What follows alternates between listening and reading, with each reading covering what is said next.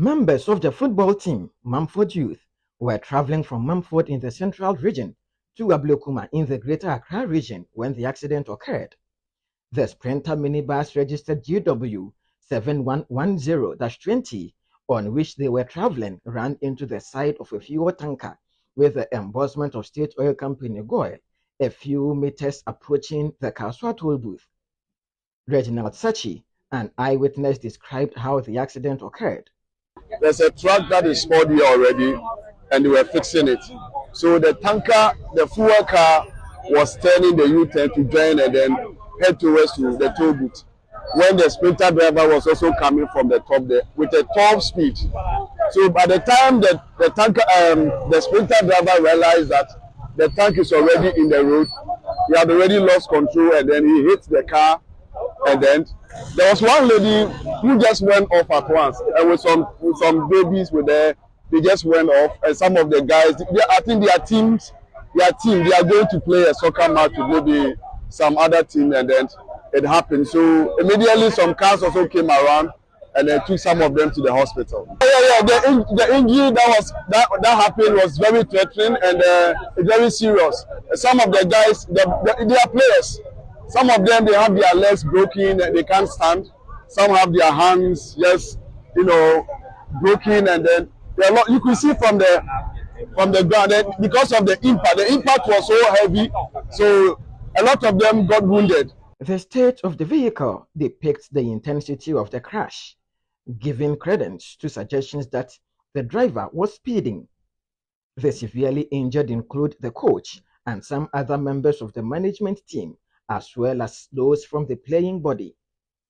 The victims were rushed to the English Amanfum Polyclinic for treatment. 3 of them were transferred to the Kolebu Teaching Hospital in Accra for advanced treatment, while the facility's management considered transferring additional patients at the time of filing this report. Those with minor injuries were also treated and discharged. Obedo Fosusafo, a member of the team, spoke to TV3 News. Your team lead Mumford Youth. Your fee apam. Na yeko Mumford. Na yeko Accra. Aye after match nti yeko na yai. Yakubo match. Nti yeko but we change driver. Ene driver for Florida obey. Nti yedu. We were traveling from Mumford to Accra for a football match. The driver handed the vehicle to another person. Our vehicle crashed into a tanker. We were 39 in number. Actually, they are very serious. Yes, because like some of them, they have sent them to Kolebu. Residents who live closer to the spot where the accident occurred report rampant accidents, citing the absence of speed limits and traffic control mechanisms. This is not the first time I'm seeing this thing here. I think this is the 3rd time I'm seeing this accident here.